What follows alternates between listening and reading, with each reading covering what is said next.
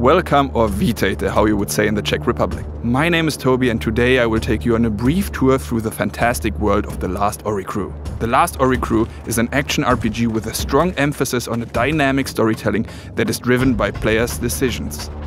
If you manage to survive, that is. Welcome to the beautiful world of Vardania, a planet in a distant galaxy in which what we consider a medieval world and a science fiction world collide. You are taking the role of Silver, one of only a few humans that are roaming this living and breathing world. Why you shipwrecked on this planet and why you were just woken up from your cryo chamber is yet to be discovered. When I said living and breathing world, I'm of course admiring how cool it looks. However, behind the shining facade, a massive civil war and strong oppression rages. The predominant races are in war, and you get thrown right in. Combat in The Last Oricru is tough, skill-based, and unforgiving. From tricky duels to mass fights with multiple NPCs, you'll come across dozens of enemies, sometimes even at once. But not everyone must strictly attack you right away. Factions might even fight alongside with you. Everything depends on your relationships you were building up beforehand. The Last Oricru introduces one or two-handed weapons, shields and maces, and even magic. But you can always get good and level up, right? The Last Oricru offers a deep skills-based RPG system. Collect essences from fallen enemies and invest in one of 6 skills, which should make your life a little easier. It's simple but very effective. Don't drown in statistics and overly complex skill trees. Just loot, level and repeat. Now, let's take a look on something really cool. The Last Oricru offers a unique playthrough for everyone.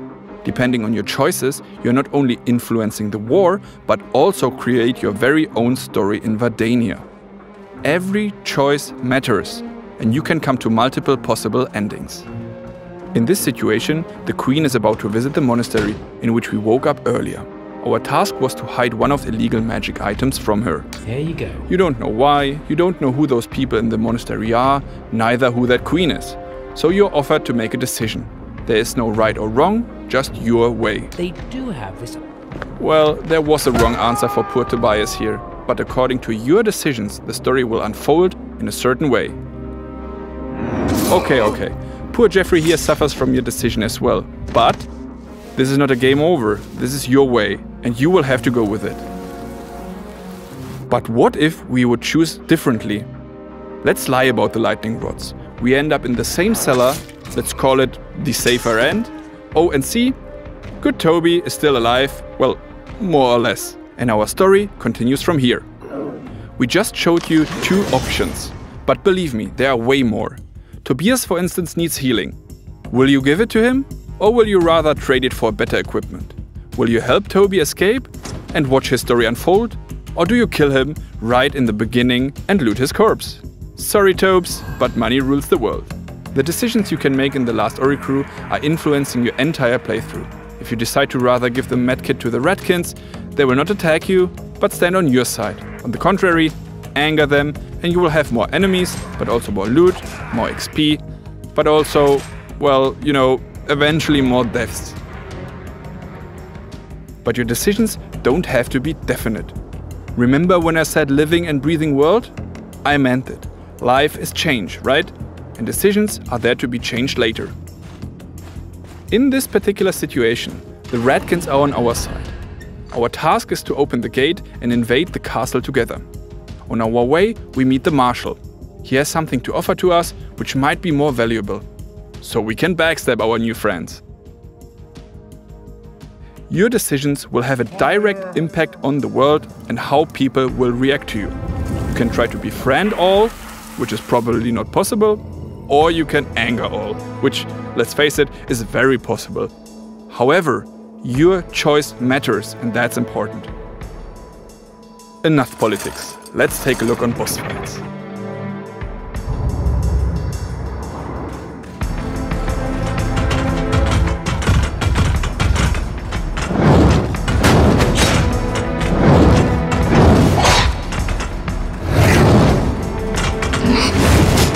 And of course, they are hard and unforgiving. To even the odds a little, we have an upgrade system. You can upgrade every item in your game. Find your favorite gear and carry it to the end, if you wish so. Of course, there's valuable loot to find in the world. everyone has this one favorite weapon, right? And see, the fight looks already way better. However, it seems like the spider is still too hard for silver. In cases like these, you need a partner in crime, which leads me to the second major feature of The Last Oricru, which is couch co-op. The Last Oricru is designed as both a single player and a co-op experience. What is even cooler is that there are hidden mechanics and features that can be only triggered in cooperation. The spider from before is still a tough challenge, but with 2 players we can trap her and get an easier kill on her. You can win together or fail miserably. The game does not get easier per se, it just offers you another way to approach things. And who doesn't want to slide through enemy hordes with a buddy? You don't have to be together the whole game. You can start with a friend, play alone for a bit, and finish together later. Hop on, hop off. The game will of course adjust accordingly and will be challenging even for 2 players. And that's it? Now, let's recap. The Last Oricru is an action RPG with a strong emphasis on the dynamic storytelling that is driven by players' decisions. Waking up in the living and breathing sci-fi medieval world of Wardania, players find themselves in the middle of a civil war for supremacy over the planet. Skill-based combat, mass fights and a dark conspiracy overshadow the once so peaceful land. Define your own path, side with the different factions or betray them. Influence the outcome of the war, as your choice matters. The Last Oricru is designed as both a single player and a co-op experience.